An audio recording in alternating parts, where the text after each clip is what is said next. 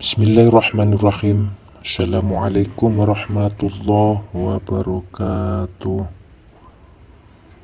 Salam dari Putra 47. Sedikit membahas tentang ilmu tasawuf, rahasia zikir dan lafaz Allah Subhanahu wa ta'ala. Diterangkan di dalam kitab Fathur Rahman berbahasa Arab, yaitu pada halaman 523, disebutkan bahwa nama Allah itu tertulis di dalam Al-Quran sebanyak 2696 tempat. Apa kiranya hikmah yang dapat kita ambil? Mengapa begitu banyak nama Allah Subhanahu wa ta'ala, Zat yang Maha Esa itu bagi kita?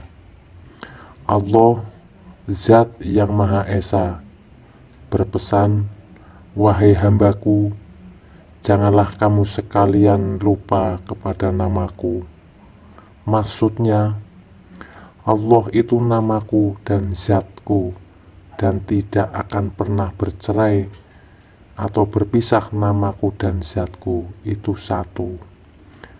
Allah Subhanahu wa ta'ala juga telah menurunkan 100 kitab kepada para nabi-nabinya, kemudian ditambah 4 kitab lagi, sehingga jumlah keseluruhan kitab yang telah diturunkannya berjumlah 104 buah kitab.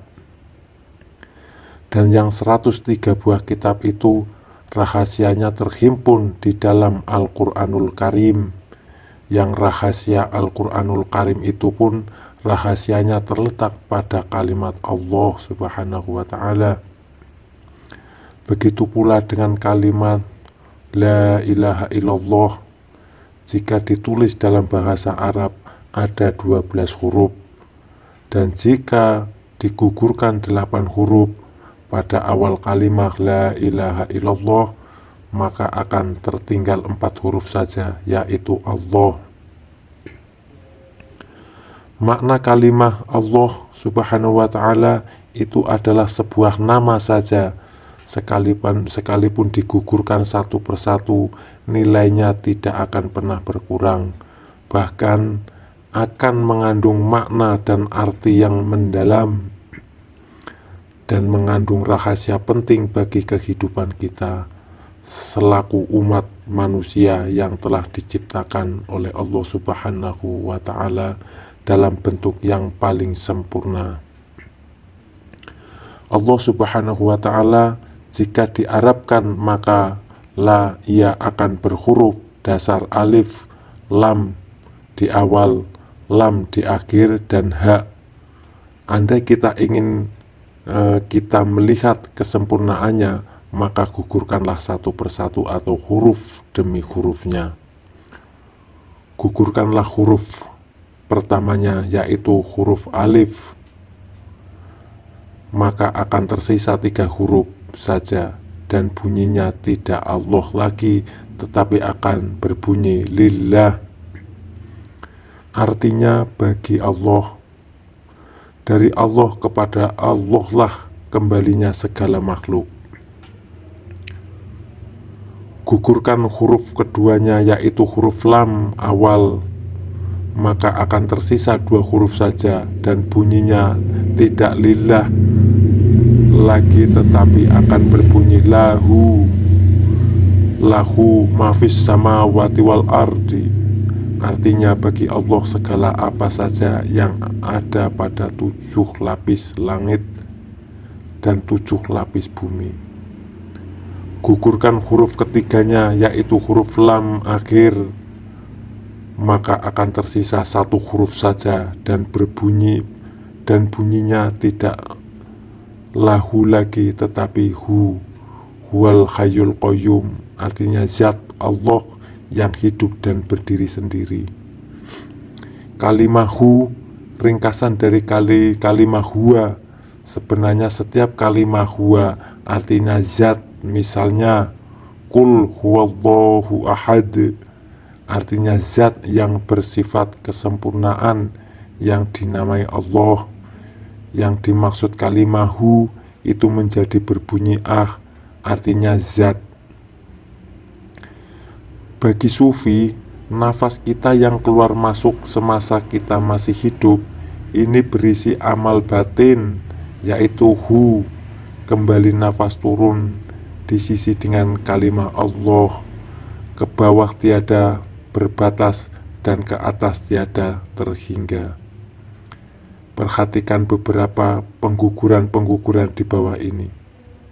Ketahui pula olehmu, jika pada kalimat Allah itu kita gugurkan lam pertama dan lam kedua, maka tinggallah dua huruf yang awal dan huruf yang akhir di pangkal dan di akhir, yaitu huruf alif dan huruf ha, dibaca ah. Kalimat ah tidak dibaca lagi dengan nafas yang keluar masuk dan tidak dibaca lagi dengan nafas ke atas atau ke bawah, tetapi hanya dibaca dengan titik. Kalimat ah jika dituliskan dengan huruf Arab terdiri dua huruf.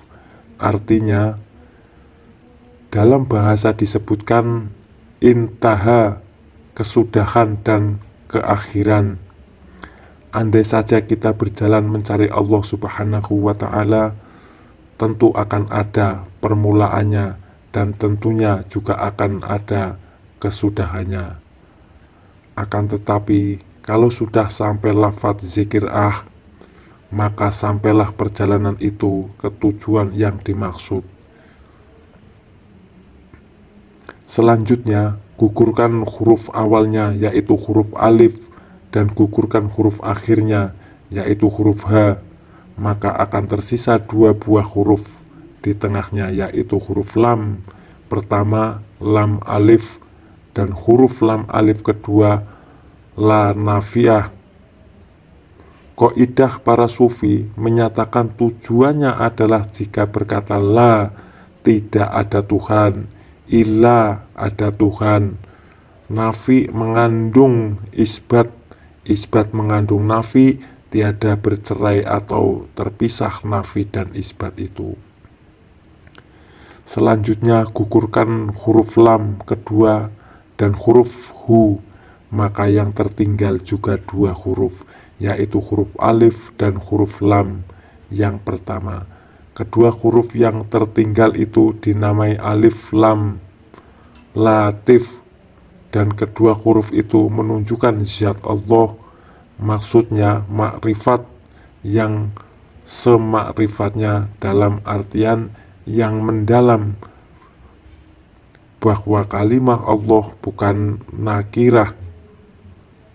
Kalimah Allah adalah makrifat, yakni isyarat dan huruf alif dan lam yang pertama pada awal kalimat Allah Subhanahu wa Ta'ala.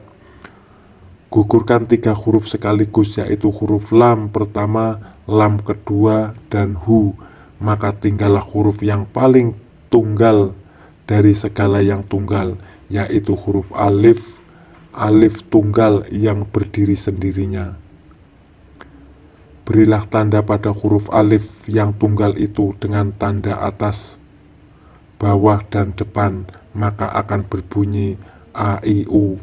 Dan setiap berbunyi a, maka dipahamkan ada zat Allah.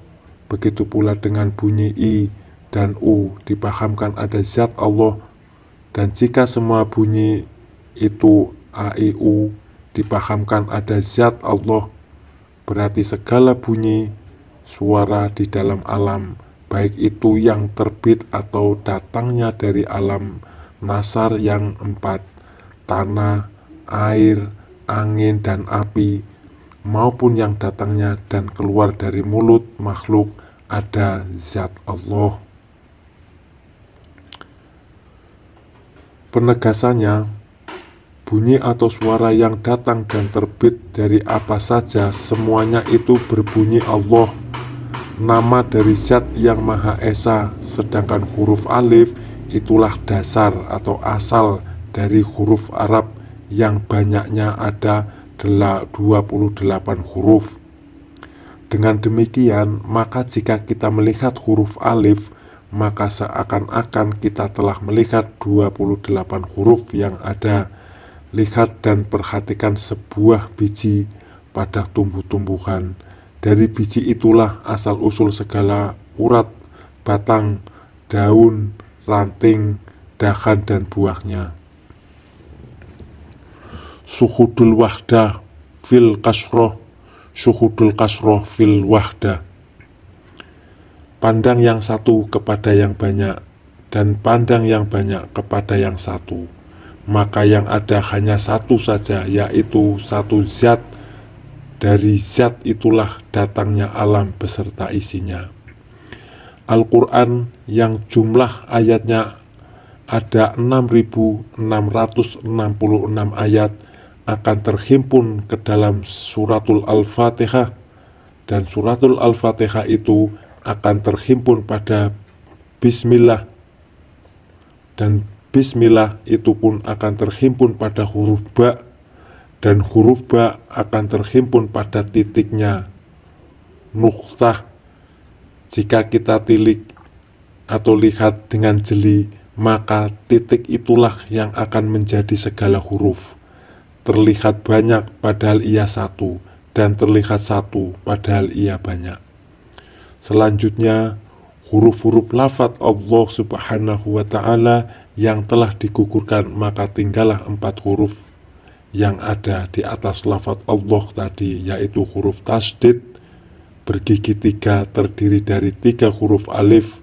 Di atas tasdid adalah 1 huruf alif. Keempat huruf tasdid itu adalah isyarat bahwa Tuhan itu ada.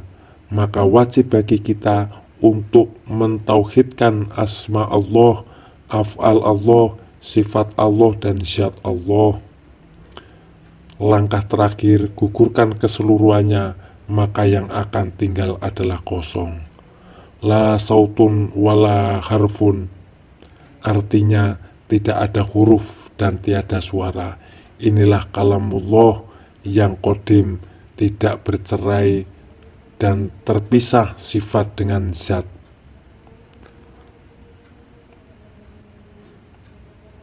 Zat Allah saja yang ada. La maujudun ilallah, tidak ada yang ada, hanya Allah. Sedikit uraian tentang asma Allah atau asal usul Al-Quran yang awalnya adalah alif. Mudah-mudahan bermanfaat. Wassalamualaikum warahmatullahi wabarakatuh.